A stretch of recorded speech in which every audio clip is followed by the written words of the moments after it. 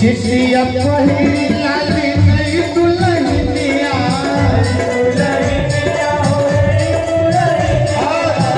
इतना सुंदर आशीर्वाद भाई के पचरा पिया पहिरी लाली नई दुल्हनिया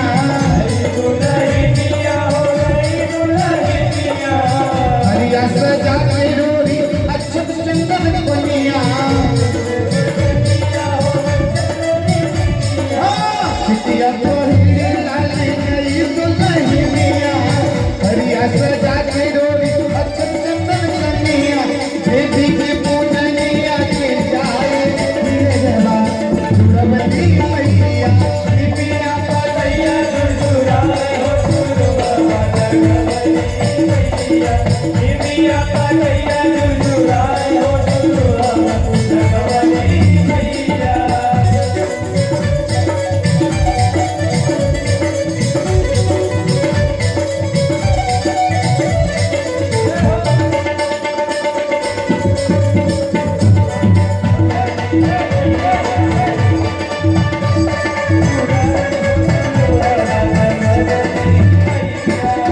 होली है शीतल मैया सुखद नजरिया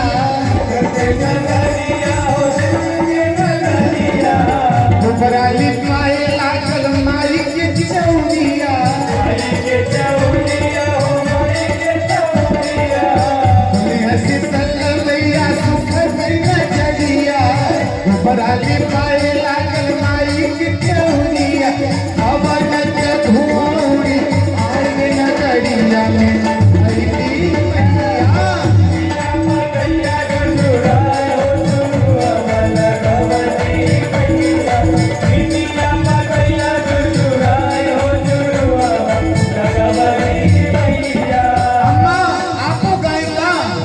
नीम के पेड़ के नीचे माई का गीत जब गवाता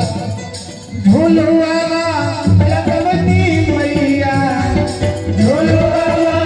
लगवनी मैया झूलुआ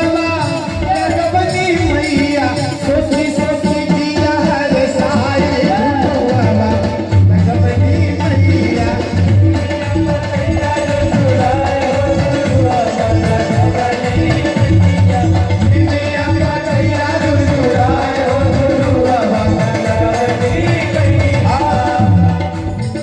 हमारे विवेक भैया बंटू भैया की तरफ से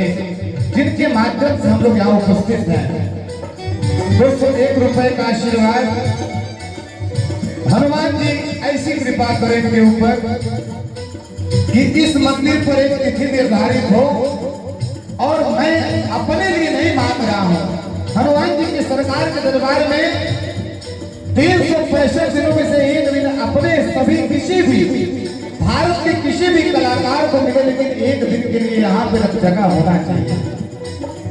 ऐसा नहीं कि मैं हर साल नहीं आऊंगा, सरकार जिसको मौका देंगे वही आएगा। लेकिन अगर प्रभु की मर्जी से अगर कोई आता है तो निश्चित रूप से सबका कल्याण नहीं है। इसमें नाम बताओ भैया। श्री बादल उपाध्याय जी की तरफ से बहुत ही प्रेम भरा इसमें 251 रुपए के रूप में मिलत बा। झूलुआ लगवनी मैया झूलुआ लगवनी मैया दीपिया पतैया सुरसुराए हो झूलुआ लगवनी मैया दीपिया पतैया सुरसुराए हो झूलुआ लगवनी मैया दीपिया पतैया